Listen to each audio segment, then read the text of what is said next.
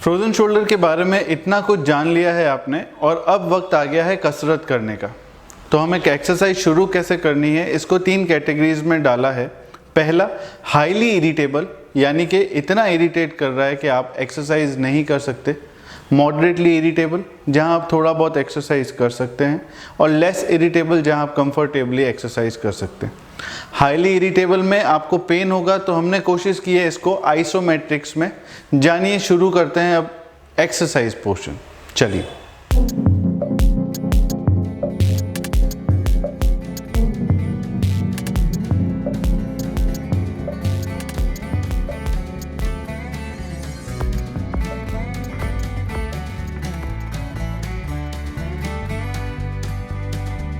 Frozen shoulder के case में जब हाईली इरिटेबल स्टेज हो, यानी कि हम जब थोड़ा भी कोशिश करें और बंदा उसको हाथ को मोड़ने ना दे, तो सबसे पहली एक्सरसाइज जो करनी चाहिए वो है एक्सटर्नल रोटेशन।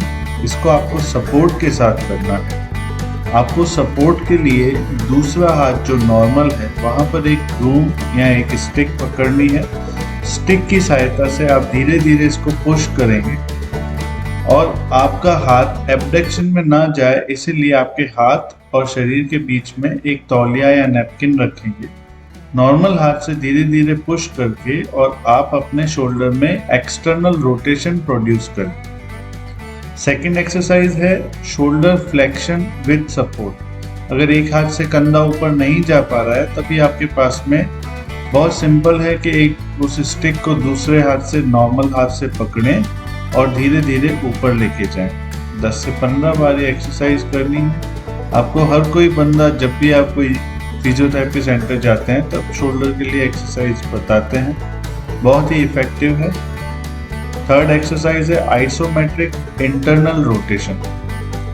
जैसा कि आप वीडियो में देख पा रहे हैं, नैपकिन को लेना है और आपके हाथ को फ्लेक्शन में, एल्बो को फ्लेक्शन में रख के और हाथ से प्रेस करना है। 10 तक काउंट करना है, होल्ड करना है और उसके बाद में रिलैक्स करना है।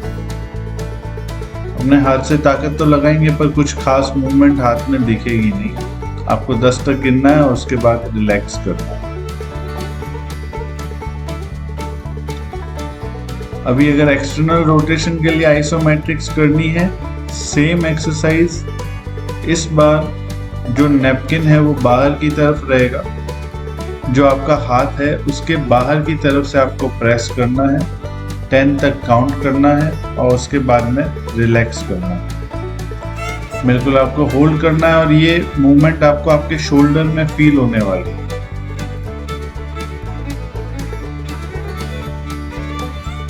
नेक्स्ट एक्सरसाइज है shoulder abduction. Isometric abduction movement नहीं होगी।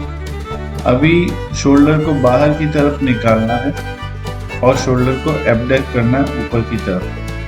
कंफर्टेबल एक्सरसाइज होनी चाहिए, मूवमेंट दिखाई नहीं देगा और शोल्डर के एब्डक्टर्स पर आपको पूरी तरीके से फील होने वाला है कि आप कौन सी एक्सरसाइज कर रहे हैं। 10 तक गिनना है, होल्ड करना है, देन रिलैक्स। अगले में हमें ट्रंक रोटेशन चाहिए। हम नहीं चाहते हैं कि शोल्डर में कोई मूवमेंट हो, इसलिए ट्रंक को रोटेट करने के लिए आप आराम से एक स्टूल पर बैठ जाएं और दाएं और बाईं तरफ, राइट और लेफ्ट साइड में ट्रंक को मूव करें। थोरेसिक मोबिलिटी की नेक्स्ट एक्सरसाइज है कुछ भी बेलन या रोलर रख के, जो आपका शोल्डर फ्लेक्स नहीं हो रहा है उसको न्यूट्रल रखेंगे। आपको उस कंधे को ऊपर ले जाने की जरूरत नहीं है, सिर्फ थोरेसिक मोबिलिटी करनी है। और साथ में अगर आप चाहें तो इस रोलर को थोड़ा सा नीचे की ओर एडजस्ट कर लें, हाथ को सपोर्ट में रख के, और थोरेसिक मोबिलिटी करें। हो सकता है कि थोरेक्स की वजह से शोल्डर मूव नहीं कर रहा हो, तो ये भी आपके लिए बहुत अच्छी उपयोगी हो सकती है। अब हम बात करते हैं कि इन एक्सरसाइजेस को कितनी देर करना है, कब करना है और कब तक करना है। तो ये भी बहुत सिंपल सी बात है। ये एक्सरसाइजेस को आपको 3 रिपीटेशंस करने हैं, यानी कि 15-15 के 3 सेट लगाने हैं, दिन में 3 बार, 2 हफ्तों के लिए। चलते हैं हमारे नेक्स्ट सेट की तरफ। अगली एक्सरसाइज है मॉडरेटली इरिटेबल, जहां पर आपका हाथ थोड़ा थोड़ा मूव होने लग रहा है यहाँ पर हम सपोर्ट नहीं लेंगे, अभी स्टिक हट गई है। अब हम जो एक्सटर्नल रोटेशन कर रहे हैं उसको हम बिना सपोर्ट के कर रहे हैं। धीरे धीरे से हाथ जितना एक्सटर्नली रोटेट होता है हम लेके जाएंगे। एक बार हाथ अगर होने लगे तो इस हाथ को शोल्डर को 90 डिग्री तक ले जाने के बाद में फिर से एक्सटर्नल रोटेशन मूव करना है। एक्सटर्नल रोटेशन अच्छे से मूव करने के बाद में हमको ये चेक करना है कि हम इसको बिना पेन के कितना ले जा सकते हैं। बॉडी को एडजस्ट करेंगे और उसके बाद एक्सटर्नल रोटेशन मूवमेंट ट्राई करेंगे। एक्सटर्नल रोटेशन के बाद में हम चलते हैं हमारी नेक्स्ट एक्सरसाइज की तरफ।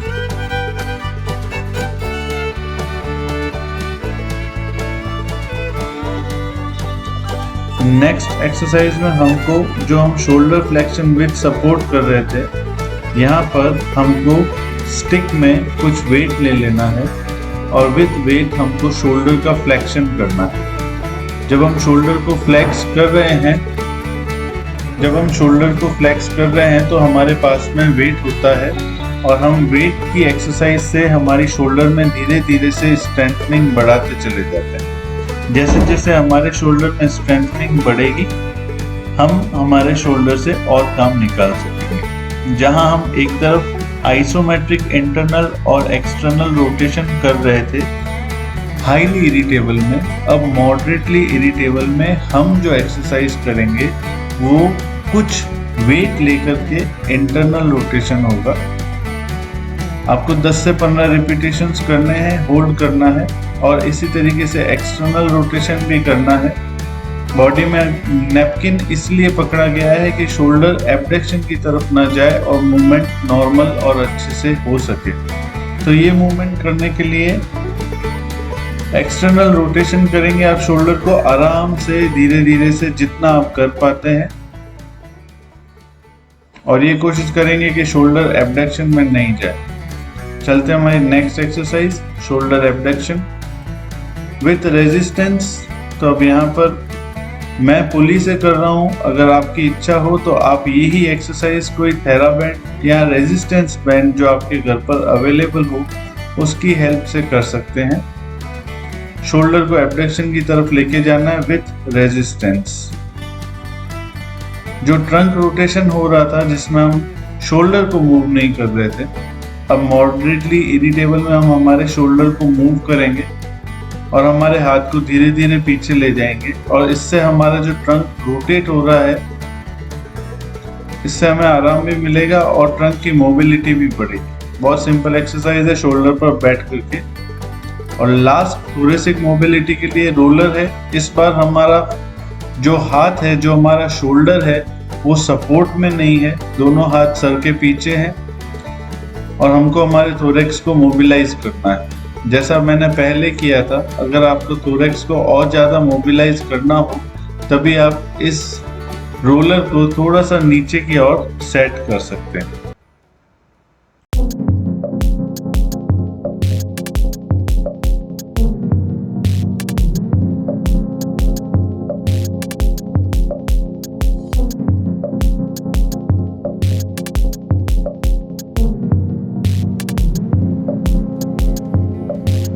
अब हम आते हैं लेस इरिटेबल यानी स्टेज 3 की तरफ। जब हमें पता है कि हाथ हमें सपोर्ट कर रहा है तो हाथ में थोड़ा सा वेट लेकर के और हम धीरे धीरे हाथ को पीछे शोल्डर को पूरा फ्लेक्स करेंगे।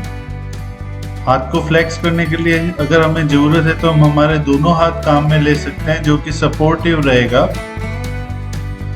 और अगर हम चाहें तो सिंगल हैंड से भी इस हाथ को फ्लेक्स किया जा सकता है।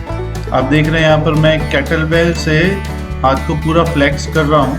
अगर आप चाहें तो कुछ भी वेट ले सकते हैं। जो इंटरनल और एक्सटर्नल रोटेशन था उसमें अब आपको वेट इंक्रीज करना है और स्टेज 2 की तरह आपको इसको ऊपर एक्सटर्नल, इंटरनल रोटेशन और एब्डक्शन तीनों एक्सरसाइजेस करनी। जितनी बार भी आप करेंगे वेट बढ़ाते चले जाएंगे। नेक्स्ट एक्सरसाइज जो थोरेसिक मोबिलिटी की थी वहाँ पर आपको ट्रंक के रोटेशन को आर्म मूवमेंट करना है। इस बार हाथ सर के ऊपर से जाएगा और जब भी हाथ ऊपर से जाएगा तभी आप अपना मूवमेंट चेक करेंगे। सारा का सारा मूवमेंट हाथ के साथ में जाते जाते आपके शोल्डर की मोबिलिटी बढ़ जाएगी।